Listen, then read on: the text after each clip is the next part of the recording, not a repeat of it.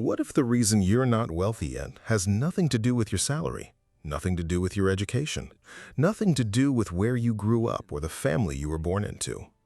What if the real reason, the one almost nobody talks about, is happening silently inside your own mind every single day without you even noticing? Because here's what decades of behavioral finance research has proven.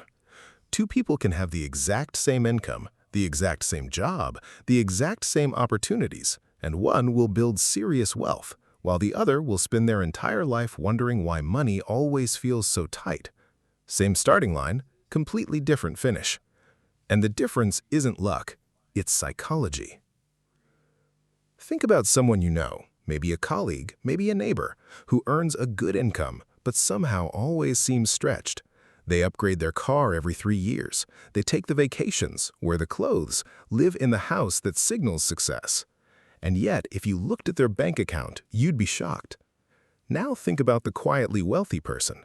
Maybe they drive an older car. Their house is modest. They don't talk about money. They don't show off.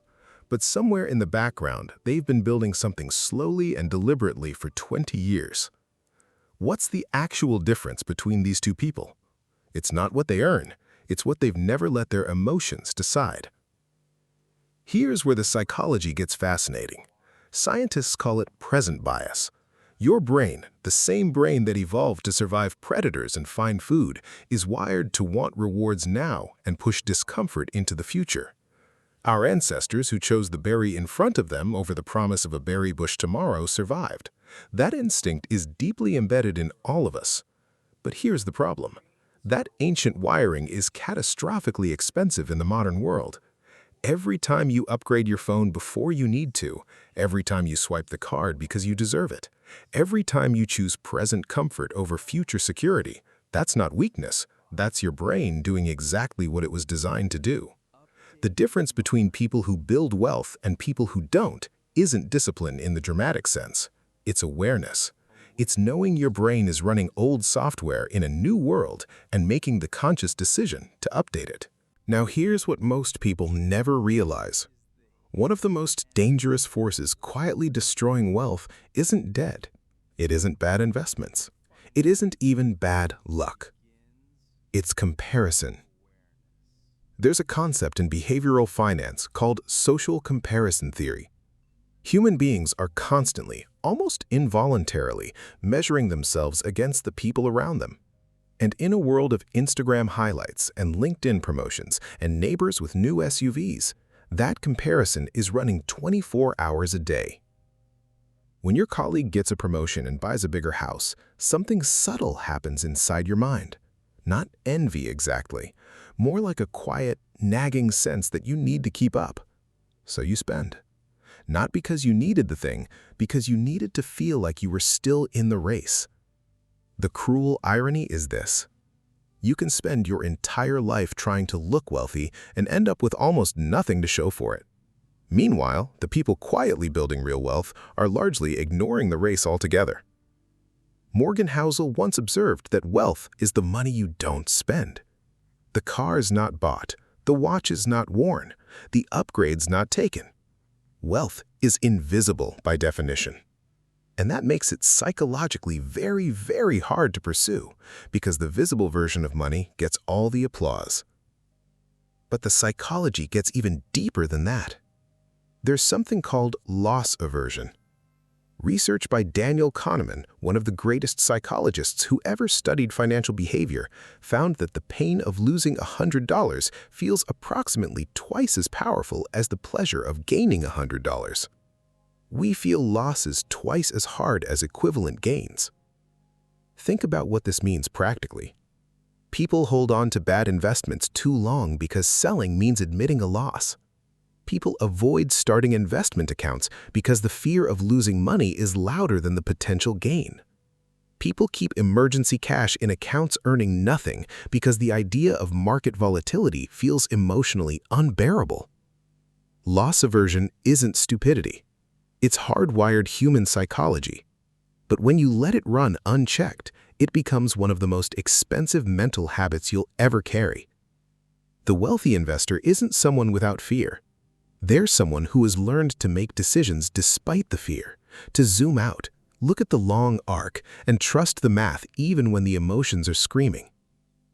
Let's talk about something that builds almost silently and then accelerates in a way that feels almost impossible. Compounding. Most people intellectually understand compounding. Very few emotionally understand it. And that gap between knowing and feeling is where most people quit. Here's an analogy. Imagine rolling a small snowball across a flat field. In the beginning, nothing dramatic is happening. The snowball is small, it's slow, it doesn't look impressive. You start to wonder if this is even working, and many people stop here.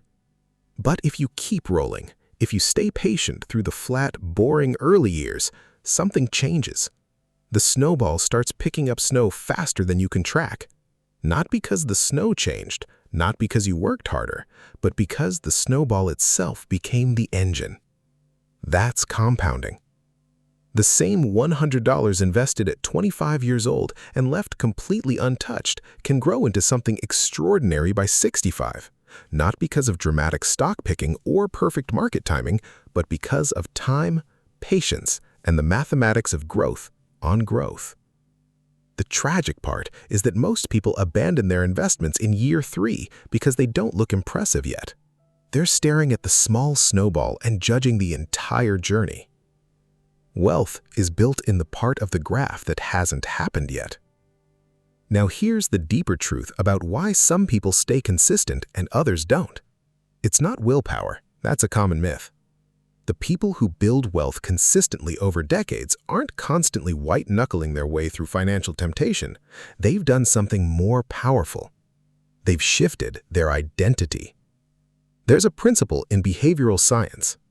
The most durable behavior change doesn't come from setting goals. It comes from changing how you see yourself.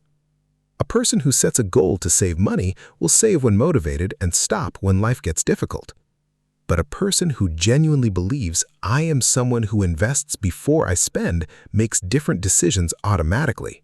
Their behavior flows from identity, not willpower. Think about someone learning a language. There's a difference between someone who says, I'm trying to learn Spanish, and someone who says, I'm a Spanish speaker who's still improving. The second person never misses practice, because missing practice would conflict with who they believe they are.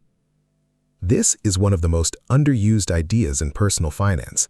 Stop making wealth a goal. Make it an identity. Start saying, not as an affirmation, but as a genuine belief, I am someone who handles money thoughtfully. Watch how your decisions quietly shift. Here's something I want you to sit with for a moment. Financial freedom doesn't begin in a brokerage account. It begins in the daily decisions that most people consider too small to matter. The subscription you never use, kept because canceling feels like effort. The daily purchase justified as a reward because the week was hard. The salary raise absorbed entirely into a more expensive lifestyle within 3 months.